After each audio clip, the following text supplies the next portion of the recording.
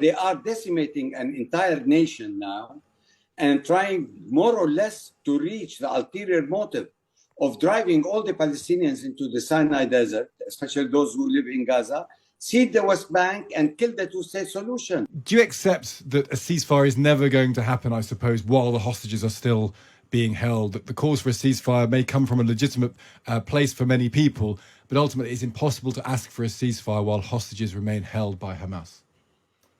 Well, basically, you know, when you talk about hostages in a crisis situation, I think that could be a bargaining leverage for Hamas.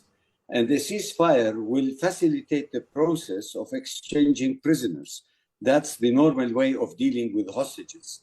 But to put a condition to release the prisoners and accept a ceasefire, I think this is something that Hamas is not going to accept, because there are no international guarantees that they will stop the fighting and the naked aggression against innocent civilians in Gaza. It's naked aggression against Hamas terrorists that can cause death to civilians in Gaza. There is a distinction there. No, what Israel is doing is killing innocent civilians in Gaza with flattening all buildings, with indiscriminate killings. Half of those who have been killed in Gaza are children, 50% of them. How can Israel justify, its self-defense by attacking hospitals, by trying to cut electricity and what have you? And we don't need to repeat the saga, because we today would like to see a position by the international community to put pressure on Israel to stop this carnage and to start allowing humanitarian assistance to people, especially for 1.4 million displaced forcefully by the Israeli attacks.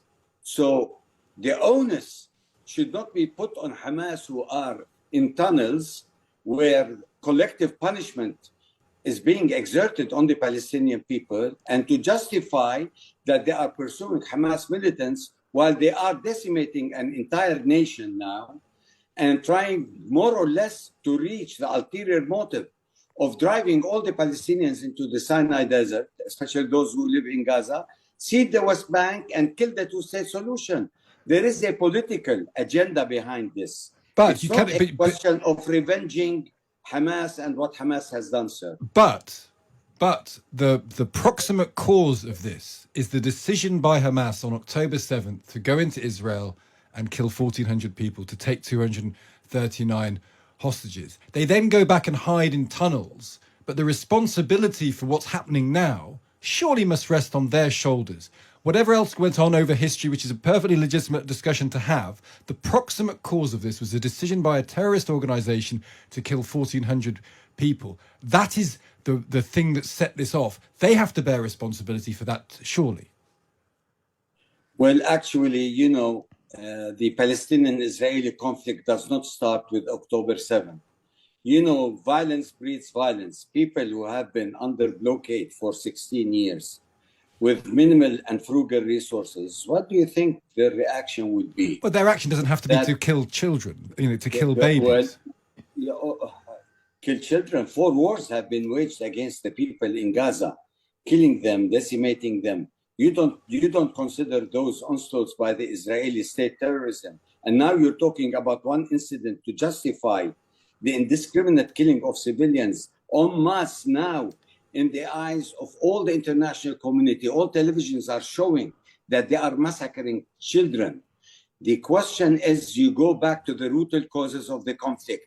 This is how you decide to resolve a conflict. It's not by action, reaction, a cycle of peace, a cycle of violence, and then putting the onus on one militant faction to justify the eradication of a whole nation.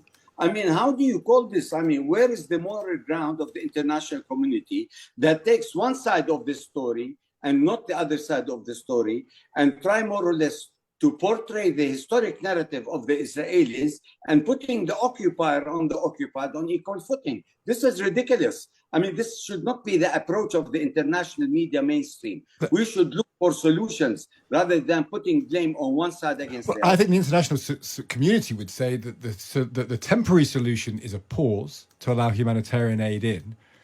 The secondary thing is to allow Israel a legitimate military objective, which is to remove Hamas. And then a third is some sort of political settlement that gives ability to live to both Palestinians and Israelis. That feels like the three things that people are calling for: a pause, the right to eliminate Hamas, and then some sort of two-state solution. Presumably, you agree with that to a certain extent. Well, let me tell you, yes, I agree to a certain extent. But the question of removing Hamas is like 10/0 undefined in algebra. They are not going to remove Hamas because Hamas is an ideology. It's not people just fighting Israel. It is an ideology. It's an Islamic fundamentalist ideology that believes in the resistance of occupation. They believe that these occupiers should leave the land. For the last 75 years, they have been occupying them. Now, if you kill a leader, another leader will come up. If you kill 100 militants of Hamas, thousands of militant Hamas will come. I mean, the idea of really trying to fool the world that they are going to chase Hamas and get these militants out of Gaza is something absurd, because it's not going to happen, my friend. Who is paying the heavy price today? The Palestinian innocent civilians in Gaza, let alone the West Bank. You're forgetting the West Bank. No, Things are burning in the West Bank, and things are going to ignite very soon. And do you believe, just to finally leave it here then, that I talked about this of the two-state solution. Do you believe there is a world in which there's a Palestinian territory, there is Israel. Israel has a right to exist. Palestine has the right to exist in a two-state solution. Is that what you fundamentally believe and look for? Do you accept Israel's part in that? Israel has a right to exist within that. Yes, sir. We have accepted Israel's right to exist in 1988 when we have declared the independence of Palestine on the borders of 1967. We have had the Oslo Accords, in which eventually 78% of Palestine will be the state of Israel, and the remaining 22% will be the state of Palestine. We have been endorsing this for the last 30 years, but nobody was listening to our President Mahmoud Abbas, that the question of a two-state solution is being buried by the building of settlements and the expansion of settlements and the creation of new facts on the ground. We have been saying that violence is going to increase if Israel does not stop from its land grab and land theft. Still, it is doable, but looking at the situation now, we see a non-contiguous geographic entity of Palestinian land in the West Bank, where it will be impossible to have now, at this stage, an independent Palestinian state, because this geographic integrity and without the connection to Gaza and East Jerusalem will be a far-fetched object. But we believe eventually that a political solution is the solution and not the military solution. And the only game in town is the two-state solution.